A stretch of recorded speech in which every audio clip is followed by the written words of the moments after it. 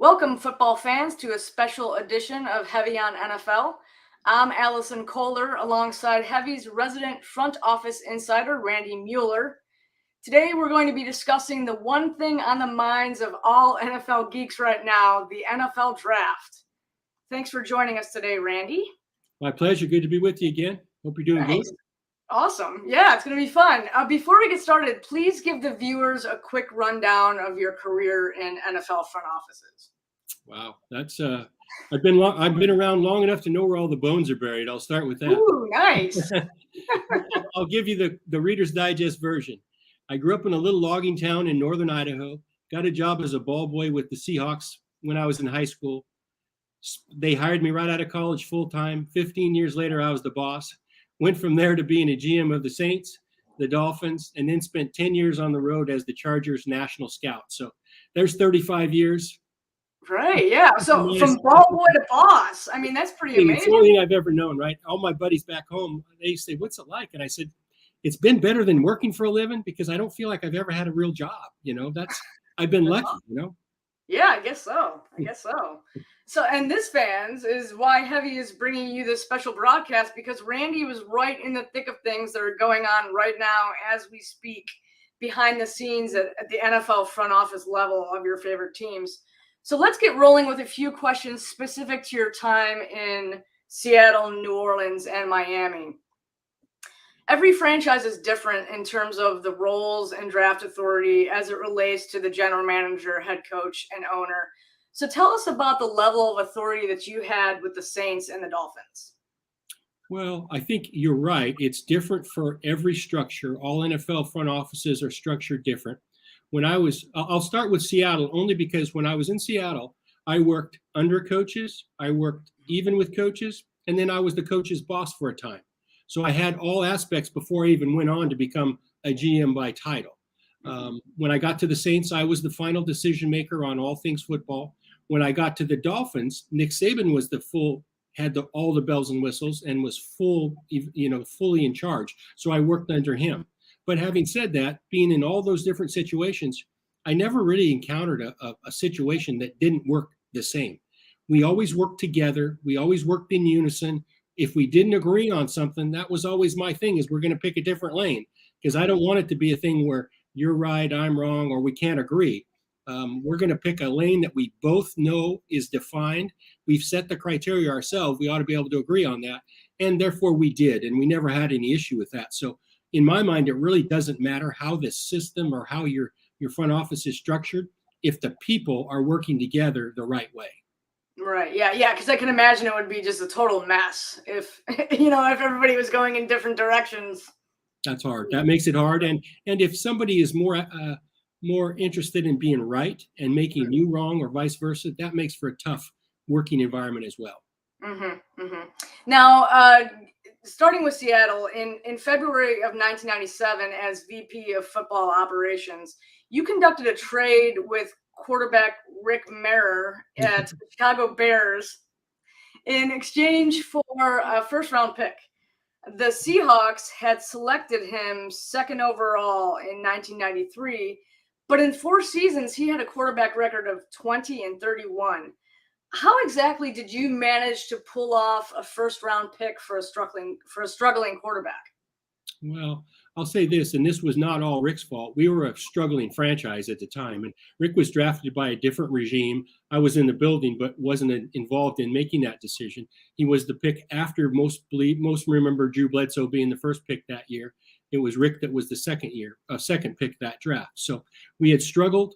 We really struggled to win games, but we had just hired Dennis Erickson as our head coach the year prior. And so Dennis and I decided, hey, we're going to give this a good go with Rick. We're going to also make some other plans just in case it doesn't go. And as it turned out, we were able to acquire at a later time Warren Moon, John Freeze. We had John Kitten already under contract. So we had some other options at quarterback. So when Rick struggled in Dennis's first year, we were able to, the Bears were really struggling at the same time as well. Rick Mirer was a Notre Dame guy, which we know Chicago to be a big Notre Dame city. I think it was just timing and the fact that they were looking for an answer on a lot of fronts as well. So It was a hard trade to make. You're right. We were, I believe we were ninth. We had the ninth pick. We traded him to Chicago for the 10th pick or vice versa. So we ended up, after the deal was done to trade Rick, having the 9th and 10th pick. And I'll say this, a couple of the beat writers in Seattle were good friends of mine. And they their reaction was kind of what yours was. When the deal was done, I remember coming out of an internal meeting that we had, and I encountered one of the beat writers in our office, and he said, "Tell me you just didn't get a first-round pick for Rick Meyer." Right. Yeah. And so I didn't look at it as that. I had a lot of respect for Rick. I knew he, in a right situation and a right scheme, might be better than what we had got out of him. So I never looked at it as a negative. He was a negative drain for us. We just needed a change of the current direction we were going at quarterback. Okay. Yeah. That was quite the haul that you got. So good on you for that. That's for sure. Well, we turned 9 and 10 into picks later in the process that got us two really good players, much higher than 9 and 10. So that was just the first move in several that we made that year, leading up to our selections in the first round. Nice. So, and going to the Saints now, when you were with the Saints, you traded running back Ricky Williams and the 4th round pick to the Dolphins for their 1st and 4th round picks in 2002, plus a conditional 3rd round pick, which became a 1st rounder after Ricky went off for over 1,800 yards in his first season with the Dolphins. Tell us what you can about how that all went down. Well, some league historians might know the picture, but when I got to the Saints, it was in replacement of Mike Ditka, who had been their coach. And Mike Ditka had given away really 2 years worth of drafts to get up to draft Ricky Williams. And so Ricky had been there, I want to say 1 or 2 years when we got there. And so it was a different regime that acquired him. And so when we got there, we went through a year with Ricky. When I say we, Jim Haslett was our head coach. I was the GM. We were new on the job. And after a year of this, we just decided that, and I don't think it's a secret that it's known Ricky had some off the field issues. We just weren't ready to commit families and security of our jobs and everything else and put it in line with where Ricky was at that point. So after the season, we had elected that second year to draft Deuce McAllister. And Deuce McAllister was the running back at Ole Miss. He was a local legend there. We made a decision to pick him with the 17th pick in the draft, even though we had Ricky Williams. So a lot of people kind of looked at us sideways then, saying, "What are you doing? You already got a running back." But we kind of knew in the back of our mind that we didn't know how long we would be able to have Ricky. And so the fact that we had Deuce, we had him for a year, we really felt comfortable with him. It made it easier to move Ricky Williams. Now, Ricky had been productive for us, had obviously been a prolific college running back. And it's funny, the coach at the time in Miami was Dave Wanstead. He was the coach of the Bears when we traded him Rick Meyer. Right. So I guess, when you review it, I got quite a few first round picks from Coach Wanstead in these two deals. So Ricky went on to the Dolphins, had a nice little run. It wasn't a long run, but it netted the Saints 2 first round picks because of the production he had. The funny part to that story is 2 years later, I become the GM of the Dolphins, and Ricky is one of the first guys I encounter when I walk in the building. Right, yeah, I'm sure. So, well, I again, another player that I really liked. We had talked about this even internally, Ricky and I, about before he left New Orleans. So we had a good relationship. So it wasn't like it was that awkward when I got to Miami. Ricky understood. He knew it was a business move. And fortunately for me, it really worked out for everybody in both those trades. Yeah. Ricky Williams single-handedly won one of my very first fantasy football draft. It was like 2000, 2001, something like that. So thank you, Ricky. So now let's shift gears slightly to talk about the draft in general terms. When do GMs start thinking about future draft classes, and when does the work for the upcoming draft begin in earnest? Well, I think it begins when your season starts. Once your roster is built to start any season, where you've come through training camp, you've kind of got your 53, you've got your practice squad set, then it's about looking toward the following year.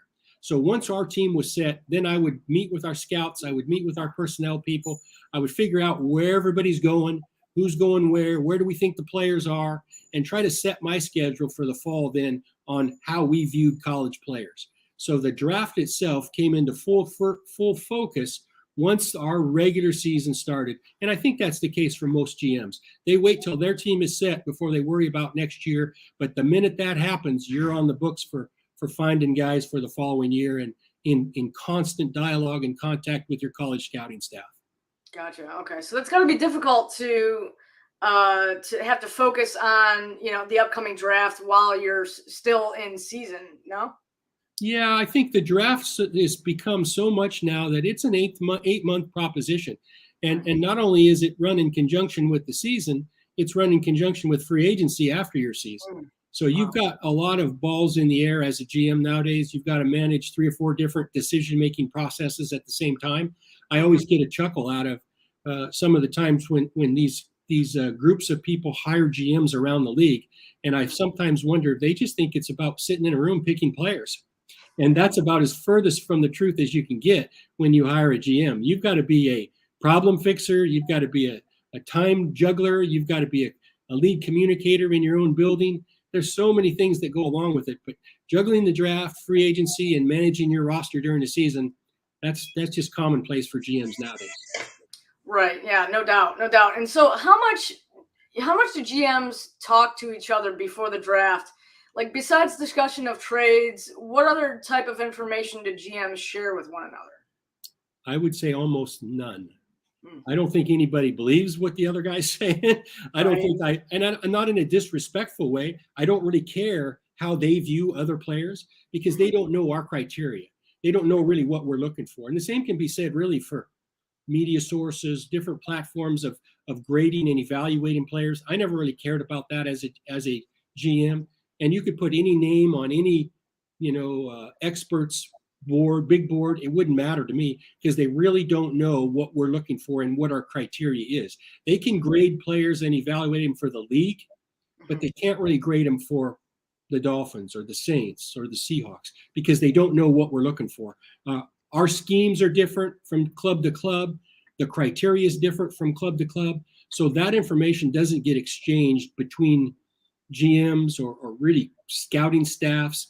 At least it shouldn't be because nobody's ever working from the same deck. So very little communication on draft prospects or drafting process from GM to GM. Do you guys share like medicals from the players at all, or only from the combine? That Gotcha. information goes to everybody, and everybody that participates in the Indianapolis Combine shares some of the same medical information. So we might make a deal there to trade our medical grades with another team, say, for example, from the other conference, just to give us another set of opinions on medical information. So that might be the only thing, and that's a good point by you, the only thing that we share a little bit of information on. Gotcha. Okay. And so does the city or its fan base ever come up as an intangible of drafting a particular player? I would say no, not really. Sometimes it does on undrafted college kids. You might be able to use that as a little bit of a sales pitch to help get a kid. But here's the hard part about it. If you use those reasons to acquire a player, sometimes it's really hard to let that player go. If you've used your city and your fans as a way to get him, now you got to cut the guy. So it's a double-edged sword. You got to be a little careful as to what tools you use to recruit, to sign, because there's also an exit plan that needs to be thought through sometimes as well. Right. Yeah, no doubt. So now, outside of scouting players' actual on-field talent, are there other areas front office personnel focus on when evaluating players? Oh yeah, especially as a scout. And like I said, I spent 10 years as the Chargers national scout. And so they have layers of scouts, right? They have area scouts, they have regional scouts, then they have national scouts, and then they have the director scouts. And everybody will make a school visit, a school call on particular players at a school. So I used to make it my point that when I would go to a school, I would try to gain as my sources of character, of background information, of off-field things, different sources that other people may not have used, other scouts that have been in there before. every school allows you to talk to certain people while you're there as a scout, as an NFL representative, but sometimes they get the same story day after day after day. So that can become somewhat canned. So I always made it my point to go around and get maybe a different version, maybe from a different coach, or maybe it's from the equipment guy or the trainer, or somebody that normally doesn't speak to pro scouts. So yes, there is a lot of more information that can be gained. The hardest part of information or things to measure in my mind is a player's competitive spirit, his work ethic, and really that backdoor character stuff. And you've got to find that in tap sources at schools to get that. That's the only way you're going to get clear and unfettered information that you need. Coaches, for the most part, and I don't blame them, and I'm not criticizing college coaches, but they're going to sell their players. First and foremost, they want them to do good. They want you to view them in good light. So that's probably the last place I'm going for information that I really need to use to evaluate fully a player's life, because it's not just about evaluating a player's skill set. It's about evaluating his life nowadays. Yeah, that makes sense. It's interesting because I didn't think about, because you hear oftentimes about, scouts going to, their middle school coach and their high school coach, but you're right. They do. They want their particular player to be drafted. So of course they're not going to say anything bad about them. So that makes sense. Got to consider the source. Right. Yeah, exactly. Now, GMs and coaches, they're often made as the scapegoat of players who don't pan out. In a perfect world, how many years does a GM ultimately need to run his team and personnel to be fairly judged? Well, I would think 3 or 4 years is fair. I mean, I've been at places and gotten 1 year. So that's really not even fair at all. So I would think 3 or 4 years.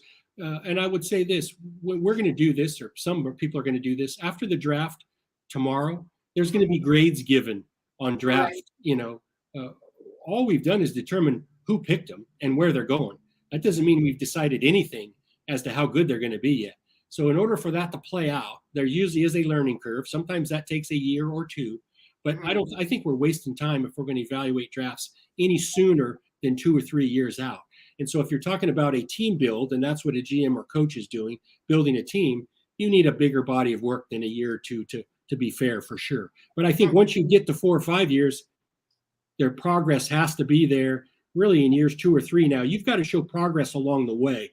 A draft doesn't get valued in a vacuum. There are other factors and other decisions that lead to it, to make it an organizational failure or success. Right. Plus, I would imagine it has a lot to do with where the team is. If they hire a new GM and they're completely rebuilding, I can't imagine that 2 years or even 3 years might not even be long enough, right? It's not, but it happens. It's a Right, knee-jerk world. It is a agenda-driven world by a lot of different people, and who knows who has whose ear, and it is far from fair. I'll say that, far from fair. Yeah, no doubt. Now, how much of flying prospects out, going to dinner, etc., is posturing? In other words, to what degree do teams engage in misdirection or smoke and mirrors leading up to the draft to throw teams off their scent? I can only answer from my point of view, Allison, and what we did. I always felt like I never had time to play games. I never had time to send up smoke signals. Yeah, we might have a few guys or a couple guys in our 30-player visit, that come to your facility that were there just for a message that, hey, maybe they're interested in him. But I didn't have a lot of time to waste going to dinner or recruiting or putting out, false information, whether it's talking to media sources or whatever. So for me, it wasn't much. But I'm not here to say it doesn't play a bigger role for others. But for me, myself, maybe I'm just too simple. I have a hard time keeping my own thoughts in line, much less trying to send out smoke signals sometimes. Right. Yeah. So I know it varies. Again, a lot of these vary per organization. But what's the pecking order in terms of who gets what say in draft selections, that from your experience? Well, I always like to have everybody give everybody their chance to have their say. It doesn't mean we have to do what they want, but I think everybody should be heard. Everybody that has an opinion should be heard. But my qualifier was, if you haven't watched tape and done a full report and studied them, I really don't want to hear from you. Right. So from the comments from the peanut gallery on, hey, I saw this on TV, or I saw a couple series here or there, I don't need that. That's not going to be, you're not going to get say if that's your resource for your opinion. So if you've got a grade on a guy, or if you've done a film study of some kind on him, I want you to be involved. And I would take that as far as players too. I always had an open door policy with players. I want my best players to have some input. I always had a dialogue with them. That's why I always used to be at practice every day. It wasn't necessarily to watch practice. It was to be available in case a guy wanted to make a comment or say something to you about something else. Players know players. That's true as true can be, and it will never change. Players know who the good ones are. So I wanted to be available to be there in case they had a comment or something to make. So I always like to hear it out, but I was a consensus guy too. And I've been around guys that aren't. I've been around guys that they build their final board without any input from the scouts as to how they put their names on a list. It's just, I was always transparent, and maybe that was to a fault, but I trust the people in my building that are part of my process. But I've been other places where there was absolutely no trust and no transparency in how that board was built. Yeah, I mean, because the college scouts, I mean, all they, the majority of their job is watching film and writing reports. So you would think that they're one of the first people that you would go to in terms of, their opinions and their evaluation. There's a lot of, well, I should say there are some teams that don't even have those scouts' input involved when they stack their players 1 through 150 on the board. Right. Wow. You'd be shocked at the different processes that happen around the league. Now, and you sort of talk to this question, but college scouts, they do all this work leading up to the draft. How do you evaluate their work and quality in relationship specifically to the team's selection of players? I think the biggest thing for a GM is you have to evaluate the evaluators. The people that are involved in the process are at different levels, good at what they do, average at what they do, not so good at what they do. And I always found as a GM, you needed to know that. You need to know who your go-to guys were that can evaluate a defensive back, who your go-to guys were that can really pick apart a wide receiver. There are some coaches, and I think coaches will probably agree with me, so I'm not kicking them in the butt here. Some of them don't even want any part of evaluating. And some of them aren't any good at it. So they don't put the time in. So that's why there are the scouts. Some scouts I know that are better information gatherers than they are evaluators. So you as the final decision maker, or you and the head coach together, you've got to learn how to evaluate your own people and who you can lean on for what. And sometimes just being a good listener and taking notes is a great tool for, I don't care what the industry, for being a good leader. Yeah, no doubt. And what are the methods? We talked a little bit about character earlier, but what are the methods that teams use to evaluate character, and how much does character matter when it comes down to selecting a player? The character really matters. It's very important. Some teams employ outside sources. We used to have security people that we would give names and social security numbers to, and they would do investigations. You might give 100 names to a security firm to do exactly what we're talking about. Right?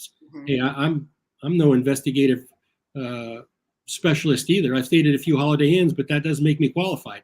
So I'm putting that into the hands of an expert. So we did that. We have psychological testing and other outside sources that we use to kind of retrieve information from players, from prospects, to just see what makes them tick. But you know what I found, Allison, is the best evaluator of character of anything we do? Just watching tape. Because you can see what makes a player tick every snap if you watch enough. You can see when he's lazy or if he's lazy. You can see when he's focused or when he's not focused. You can see him chase or not chase when nobody's watching.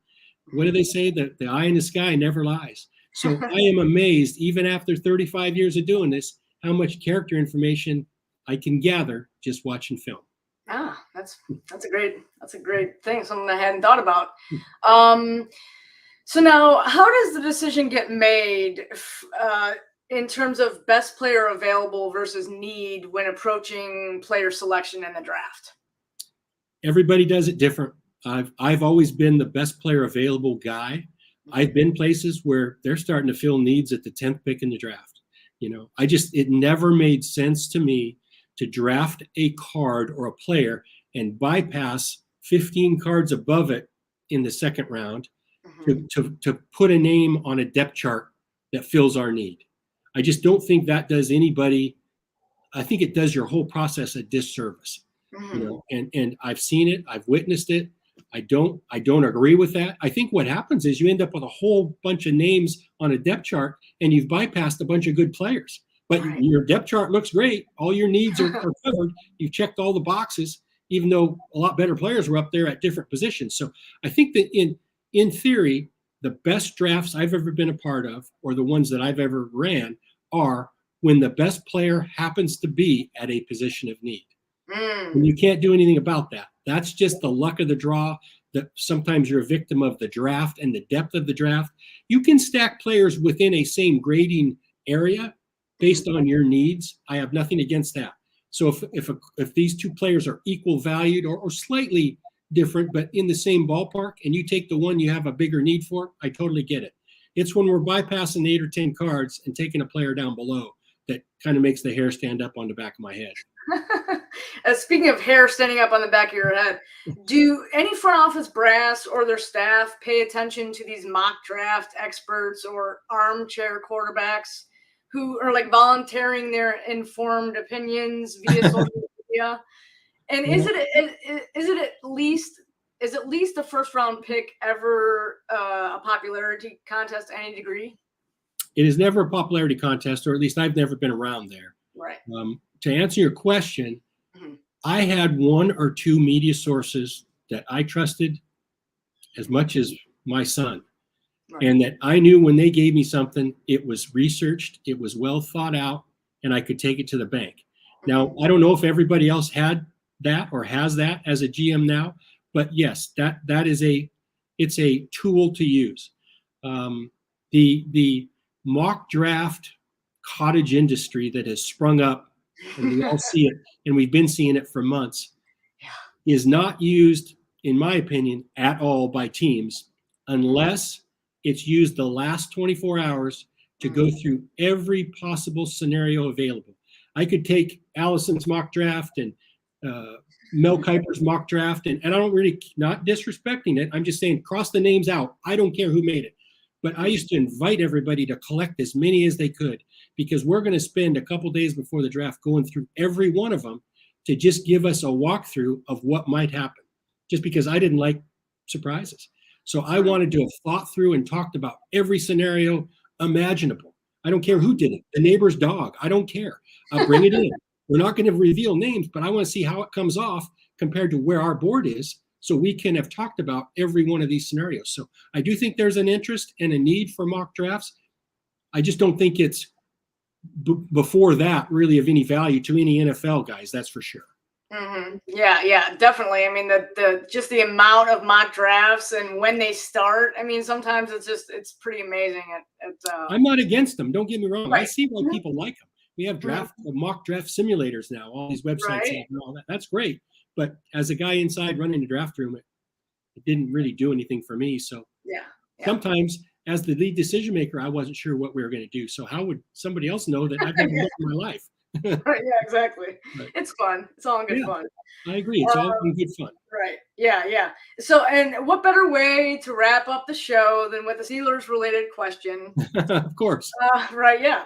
So for those watching who don't know, this is the 22nd and final draft for Steelers general manager Kevin Colbert.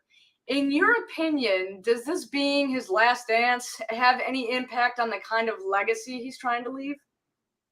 I don't think so, Allison, to be honest with you. And I've known Kevin for years. We've been close friends for 30 years. We started out about the same time together as young guys in personnel. So I know what makes him tick.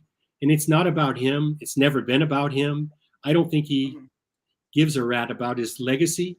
I think he wants to do what's right for the Steelers. And I don't think this process is varied probably off the tracks at all, because it might be his last draft. He's going to leave them in as best shape as he can. He's going to do what's right for the team. They're going to work in collaboration, he and Mike Tomlin and the rest of their group. And I don't think that part's going to be any different at all. In fact, I find, even though that Kevin says he's going to retire, he's going to be a good resource for them for a long time. I don't have any doubt about that. And whoever takes over that role for them would be crazy not to use him as a sounding board for so many things in the future, even though he's officially retired, so to speak. Right. Yeah. They do say that he might end up in some kind of Ozzie Newsome type of role with the Steelers. So that would be cool to see. Two of the best of all time, no doubt. Right. Yeah. No doubt. Yeah, man. It's gonna be a big difference with him not around. But so thank you to the fans for taking the time to watch today, and thanks to you, Randy. We greatly appreciate and value your firsthand knowledge that you bring to the table. Be well, enjoy the draft, and let's connect again soon. Thanks, Allison. I had fun. Let's do it again.